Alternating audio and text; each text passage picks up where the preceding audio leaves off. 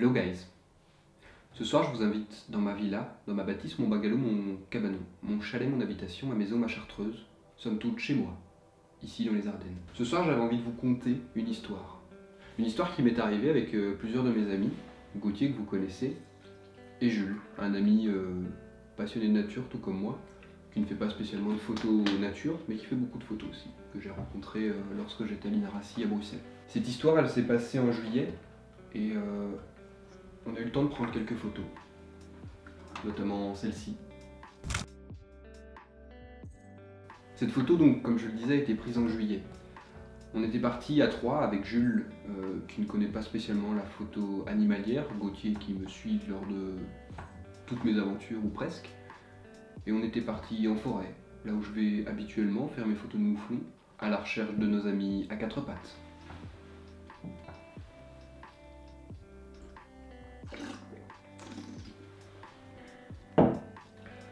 Nous étions donc en forêt, très calme. Le vent était avec nous, donc de face, ce qui permettait de ne pas transporter notre odeur vers le fond de la forêt. Et nous arrivions à notre prairie fétiche, dite la brume entre nous. Et à un moment, tout le monde se tait, on écoute, le vent souffle dans les feuilles jeunes du printemps. Et j'entends au loin un bêlement, typique du mouton ou du mouflon, le mouflon étant un mouton plus sauvage. Et je dis ça y est, on les a trouvés, ils sont là. On commence à essayer de savoir d'où vient le bêlement, mais impossible. Je me dis que comme je l'ai entendu de loin, le vent a dû le porter. Donc pour moi, le mouflon vient de devant nous. Mais impossible de le voir, impossible de le réentendre. Et puis le temps passe. 10 minutes, on continue d'écouter très calmement. On réentend de nouveau plusieurs bêlements ce coup-ci. On se dit ok, ils sont plusieurs, il y a un groupe. Et c'est déjà quelque chose que j'avais remarqué, c'est que régulièrement, au début de l'été, les mouflons ont tendance à se regrouper. Et le temps passe, les bêlements continuent, mais toujours aucune trace de ces mouflons. On descend la vallée, on la remonte sur une ligne face au vent, on cherchait à les identifier, à les repérer. Et puis à un moment où on se retrouve plus ou moins à mi-hauteur dans la vallée sur un sentier, on en voit un qui est là, entre deux arbres, qui nous regarde juste avec un œil qui passe. Comportement typique des mouflons, deux pattes avant sur une souche, et l'œil qui cherche à observer qui nous sommes, pourquoi nous sommes là, ce que l'on veut dans cette forêt, qui est la sienne après tout. Jules, mon ami qui n'a pas l'habitude de voir des animaux sauvages, était fort enthousiasmé forcément. Nous aussi, on était contents de revoir les mouflons qu'on a l'habitude de voir, mais c'est toujours chouette de les retrouver. Et voilà, nous faisons des photos, nous filmons. Et puis, à un moment, je repère un deuxième mouflon, je préviens Jules et Gauthier, je leur dis, les gars, regardez, au loin, il y en a un deuxième. Et puis 3, 4, 5, 10, 15. Et là, on se rend compte qu'en réalité, on n'est pas face à quelques mouflons, on est face à énormément de mouflons. J'ai tenté de les compter quand ils passaient au travers des arbres, on les voyait vraiment passer entre les arbres. Ils étaient à 20 mètres de nous. J'ai tenté de les compter, au bout de 80 mouflons, j'ai fini par perdre le compte. Je pense qu'il y en avait une bonne centaine qui sont restés là, devant nous, pendant 1 heure peut-être.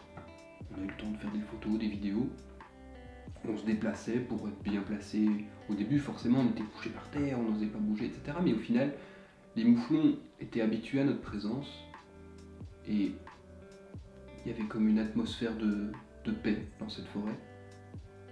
Et les mouflons n'étaient pas apeurés du tout. Au contraire, ils étaient même plutôt curieux. J'aurais tendance à dire que certains tentaient de s'avancer, que les jeunes reprenaient le cours de leur vie. Les quelques gros mâles nous surveillaient, mais chacun était là dans la forêt bien. Et puis, à un moment, j'ai fait une tentative, je me suis levé.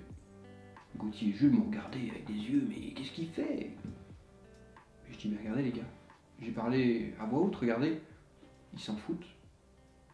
On est bien, on est calme. Moi je le sens bien, je sentais qu'il y avait une atmosphère où ils avaient senti qu'on n'était pas là pour leur faire de mal. Et au final, on a commencé à discuter, entre nous forcément, pas avec les mouflons. Et ils étaient là, curieux, ils nous regardaient. Certains mangeaient, d'autres jouaient, se battaient. Et voilà, tout était calme, c'était un très beau moment. Et je voulais vous raconter cette histoire parce que c'est quelque chose qui m'est régulièrement arrivé en photo animalière, de me retrouver face à des animaux qui m'avaient repéré, mais où il y avait une atmosphère de paix vraiment. Où j'ai toujours essayé, quand je suis face à un animal, même si parfois la peur l'emporte, face à un cerf qui brame, l'excitation face à un animal qu'on n'a pas l'habitude de voir, mais j'essaye toujours de garder mon calme, vraiment de rester très calme intérieurement. Et je pense que certains animaux peuvent le sentir. J'ai déjà eu le cas avec un renard qui s'est assis à 15 mètres de moi et qui m'a regardé. J'ai eu le cas avec un chat forestier, enfin pas moi personnellement, mais mon père qui s'est retrouvé pendant 20 minutes devant un chat forestier, alors que, on le sait, le chat forestier est extrêmement peureux. Et donc voilà, c'est un peu ça que je voulais vous enseigner à travers cette histoire, c'est quand vous allez en forêt, pensez à bien respecter le calme du lieu, et je suis sûr que ce lieu vous le rendra. Voilà, cette histoire touche à sa fin. J'avais envie de changer un petit peu de format pour reprendre un peu la chaîne en main, de faire des formats plus courts, plus posés, plus calmes. Et donc n'hésitez pas à me dire dans les commentaires ce que vous en avez pensé. C'est hyper important pour Gauthier et moi de connaître votre avis là-dessus. Comme ça, ça nous motive à en faire d'autres pour vous. N'hésitez pas non plus à me dire si vous voulez connaître cette histoire du renard qui s'est assis devant moi pendant 15 minutes, je peux vous la raconter, j'ai encore la photo sur mon disque dur. Et j'ai encore plein d'autres histoires à vous raconter, donc n'hésitez pas. Si ça vous plaît, si vous aimez ce format beaucoup plus calme, où il y a moins d'humour et où c'est plus court, plus condensé, voilà, n'hésitez pas. N'hésitez pas non plus à mettre un like si vous n'avez pas le temps de mettre un commentaire et à vous abonner, c'est hyper important pour nous. On monte tout doucement, mais sûrement on atteint doucement les 2000 abonnés, ce qui est énorme. Genre, vraiment, on n'y croyait pas du tout. Et au final, on est super content et on est très fiers de partager toutes nos connaissances avec vous. Donc voilà, n'hésitez pas à faire tout ça. Je vous dis à très bientôt pour une prochaine vidéo, pour un nouveau tuto. Ciao!